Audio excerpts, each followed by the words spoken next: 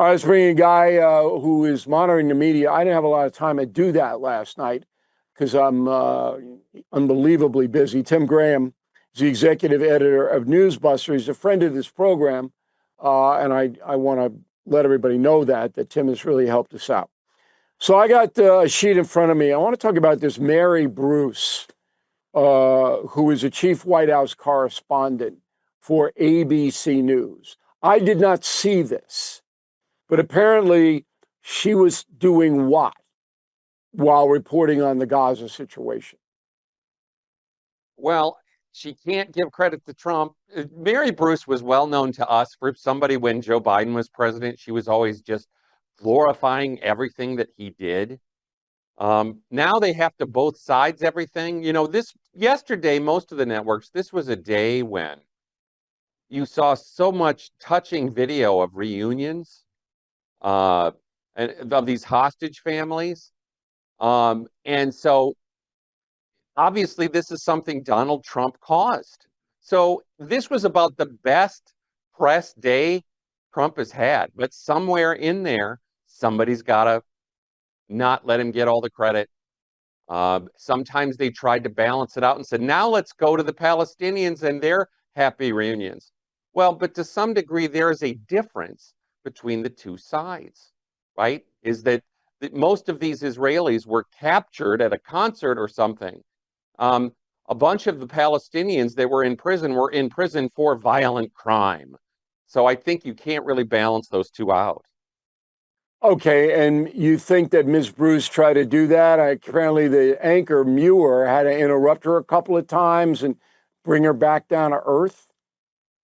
Yeah, and that's really interesting because again, usually you don't correct your reporter, you know? And I think I think a day like this is a day when you want to stay positive. You could sit here and say, well, we're not sure that this ceasefire will hold. You can be pessimistic about whether Hamas is going to actually disarm. But on a day like this, when people have come out after more than 2 years in a horrible hostage situation, where they were tortured or starved or, were kept in tunnels, hadn't seen the sunlight. This is it's a good news day.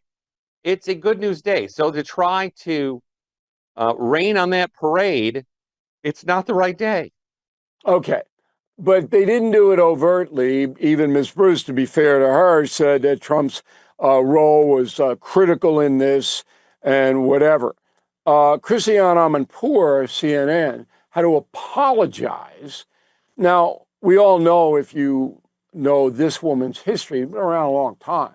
She's very pro Arab. She's a Persian herself, but she's very I want to be fair here, skeptical of Israel. Let's put it that way. So what did she That's very nice. apologize for? Yeah, I'm trying to be fair, Tim, Well, she grew up the first 11 years of her life in Tehran, and then they moved to England, and then later they came to the United States. She's been at CNN for more than 40 years and has been a foreign correspondent for a large chunk of that before she came sort of the CNN host. Yes, we have chronicled numerous times, and especially since October 7, 2023, where she's very solidly come down on the Palestinian side of things. And this was certainly true yesterday, where she was so out of tune with the way the day was going that she actually said that the Israeli hostages were probably treated better than the average Gazan. Again, tortured, starved. Many of them ended up dead. It was just astonishing. As I reported yesterday, CNN ordered their talent, their air talent, not to bash Trump on this story. That was a direct order given by Robert Thompson, who's in charge of CNN.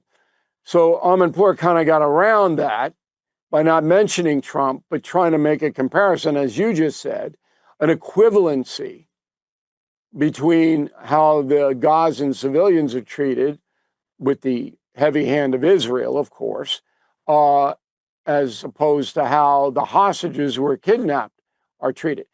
But she did apologize, and that's because she wants a paycheck, right?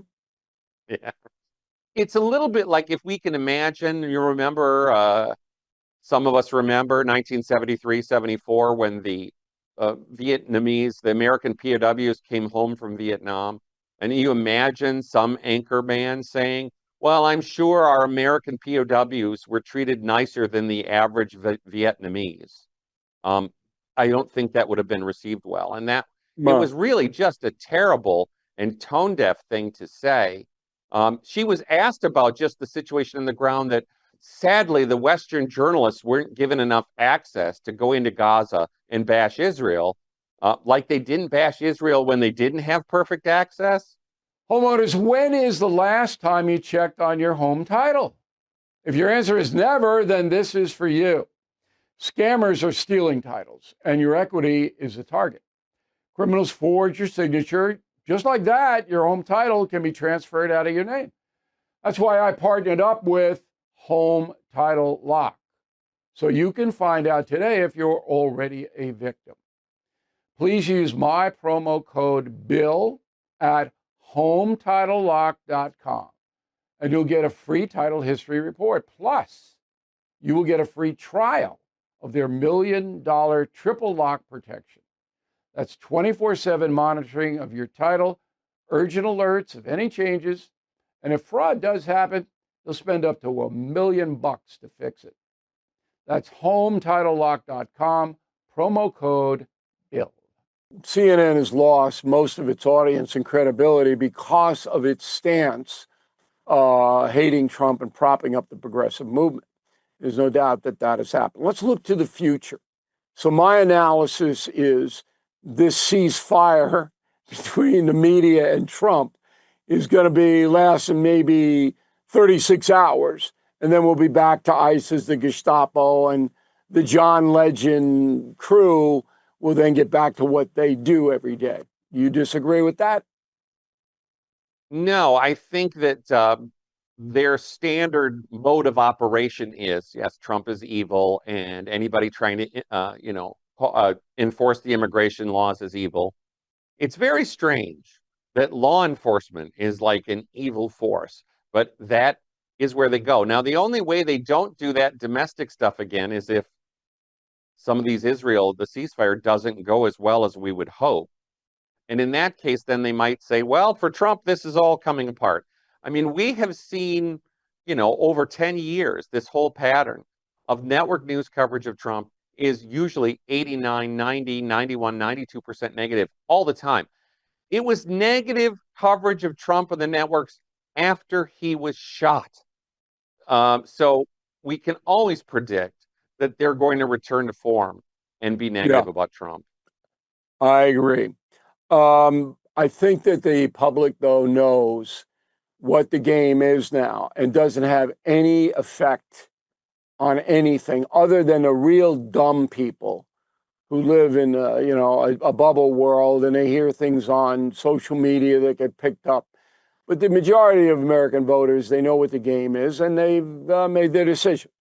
And the media obviously has declined in a unbelievable way. I've been in the business 50 years, and this is the end of it, I think. It's the end of network and cable news. It's just a matter of who survives the longest. There's no growth anyplace. Nobody growing, and it's predictable, it's dull, and it's not fair. One more question. Trump did congratulate the media on a trip back to the United States and said, you were fair and this and that. I thought that was a pretty effective statement, but I didn't see it much. I didn't see it around a lot. Yeah, I mean, let's guess with the average people in their audience who they expect to be anti-Trump. They don't want to show a clip of Trump saying you were pro-Trump today or you were fair to Trump today. They don't want the media to be fair to Trump. They want the media to wage war on Trump. That's what they expect. And as you suggest, that's one of the reasons why polls show that people don't see the media as fair and balanced or as accurate because they can understand that these people have a severe animus against the president. And it's going to get worse. There's going to be vengeance now because the president is succeeding. And when you succeed, and I'm the poster boy for this, they come at you as hard as they can come at you because they're so angry about that success. Hey, Tim, thanks very much. I really appreciate it.